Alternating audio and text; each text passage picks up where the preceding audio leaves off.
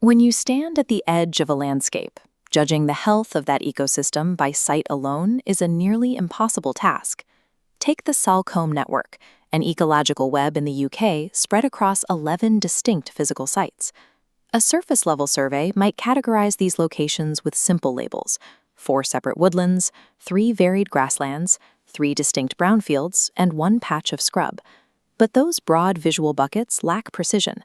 A label like grassland tells an ecologist very little about the actual stability or biological depth of the area. To accurately evaluate an ecosystem, researchers ignore human labels. Instead, they build a high-fidelity global view, driven strictly by the specific plant communities growing in the soil. This table displays the habitat analysis matrix used as the ultimate diagnostic tool for the Salcombe network. We start by separating the plants. Network species tracks the number of plants that have a biological preference for a specific habitat type. We compare that against the total survey species counted across all sites to calculate the exact percentage present. That percentage leads to the core metric of this analysis, the network index. The network index calculates the overall significance of a habitat. It weights the raw species count with an abundance factor, meaning a habitat scores higher if it supports a larger volume of individual plants, not just a bare variety of species. This single column of data gives ecologists the numbers required to reverse engineer the landscape. By reading the index, we can uncover hidden geological realities, topographical quirks, and forgotten human history. Before isolating anomalies, we have to establish the baseline of the network. As the table shows, broadleaved woodland heavily dominates the matrix with an index score of 218, tracking directly to the zones of pagewood and coombe headwood. The sheer density of mosses, ferns, and spring flowers means 80.5% of regional broadleaf species occur inside these boundaries.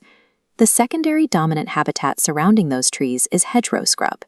Substantial amounts of this scrub act as a major positive biological multiplier for the entire network's biodiversity. Simple changes in land management, specifically reducing autumn flailing, will yield measurable increases in spring blossoms and autumn berries along these corridors. Woodland and scrub are the expected foundations of this area. The true diagnostic power of the matrix emerges when the numbers contradict the physical landscape. Highlighting this row reveals the first major anomaly, a high index score of 196 for cultivated and disturbed land, mapped here to the Alma field. The paradox is that this specific parcel of land is completely unmanaged. It is not regularly disturbed by farming equipment. Instead, the high plant count is reflecting the ghost of the area's farming history, artificially inflated by a targeted resowing process introduced a few years ago. Because the soil disturbance has ceased, specific agricultural species like corn marigold and corncockle are currently dying out. Without active intervention or a deliberate change in land management, those species will eventually vanish from the field entirely. The data matrix captures a habitat in active decay, serving as a botanical record of past human agriculture.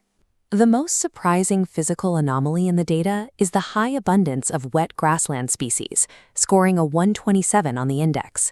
This creates a spatial paradox. Wet grassland plants require heavy moisture, not expected on steep, elevated hilltops. The first hidden factor is an unseen water source. A stream cuts through the hills from Salcombe, flowing via Coombe Wood Farm to the sea.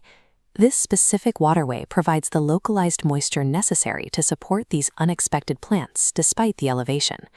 The second contributory factor is biological adaptability. The matrix tracks several crossover species that thrive across multiple variations of a habitat. The meadow buttercup, for example, is counted in this high index score because it is highly adaptable and easily roots in different grassland types. Judging an ecosystem by raw surface topography will lead you astray unless you account for hidden microgeography and the adaptability of the species themselves. As we dig deeper into the physical terrain, the underlying geological bedrock of the Salcombe network consists of acidic upper greensands. Logically, this acidic sandstone foundation should support vast amounts of dry shrub heath, heavily populated by heathers and gorse. But the matrix contradicts this logic. Pointing to this row, we see dry shrub heath scoring a low 69, struggling and isolated to one small zone at the Lockyer Observatory. These acid-loving plants face downward pressures. First, years of aggressive agricultural improvement chemically altered the soil. Second, a natural geological gradient shifts beneath the surface, transitioning from acidic greensands to an alkaline calcareous base. This gradual inclination toward alkalinity is driving the unexpected emergence of neutral and calcareous grassland species, pushing the heath plants out. The sheer complexity of the system becomes apparent when tracking all 13 distinct habitat types across the 11 physical sites simultaneously. This dense overlapping of habitats, spanning from wet grasslands to alkaline soils, creates a highly resilient web of biodiversity. It reinforces a foundational axiom of ecology. The strict variety of a habitat dictates both the range of species and their overall abundance. Superficial visual inspections only capture the current surface layer. They miss the complex underlying interactions that keep the entire network alive. These plant community data matrices function as high-resolution diagnostic tools for the entire landscape. Ecologists use these indices to read the precise mechanics of a landscape, determining exactly what is thriving, what is decaying, and what appears to be geographically out of place. They serve as high-fidelity historical maps, revealing geological shifts and human histories that the naked eye cannot see. True ecological analysis requires us to reverse engineer the physical world entirely from the hidden biological data it leaves behind.